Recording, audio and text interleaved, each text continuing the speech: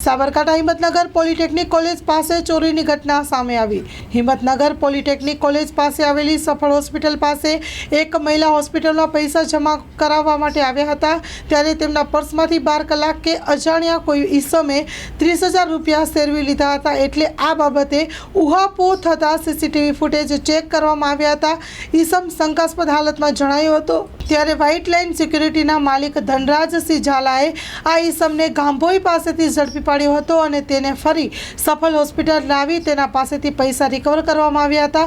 ઉલ્લેખનીય છે કે આ ઈસમને બાદમાં પોલીસ હવાલે કરવામાં આવ્યો હતો। મારું નામ Dhanrajsinh Jhala, white line Security Service. Shivam Orbit કોમ્પ્લેક્સમાંથી ફોન આવેલ ભાવિકભાઈ રાવણનો મારા મેનેજર છે, આપણા કોમ્પ્લેક્સમાં ચોરી થઈ છે, એમની કેમેરામાં ચેક કરી મારા મનીષ એક આવે છે, મનીષ બારોટ બેનાથી એ ભાઈએ મને કીધું કે આ માણસ ગોગોઈ વાવડીનો છે પ્રવીણ। તાત્કાલિક હું અહીંયા કેમેરાના આધારે મેં એને ચેક કરી ઉપર જે પૈસા ભરવા માટે આવેલા એમના પર્સમાંથી 30,000 રૂપિયા પેલા માણસે બહાર આવીને ફટાફટ ચોરી કરીને નીકળી ગઈ। કેમેરાના આધારે મને ખબર પડતા ગોગોઈ વાવડીનો છે, હું તાત્કાલિક ગાડી એના પાછળ દોડાઈને ગોગોઈ ચોકડીથી રિક્ષામાંથી પકડીને પૈસા એના અહીંયા ગાડી લાવીને કબૂલાઈને એક પાર્ટીના હાથમાં પૈસા આપીને માણસ પોલીસના હાથમાં સુપ્રત કર્યો છે। શું નામ તમારું? Dhanrajsinh Jhala, white line security.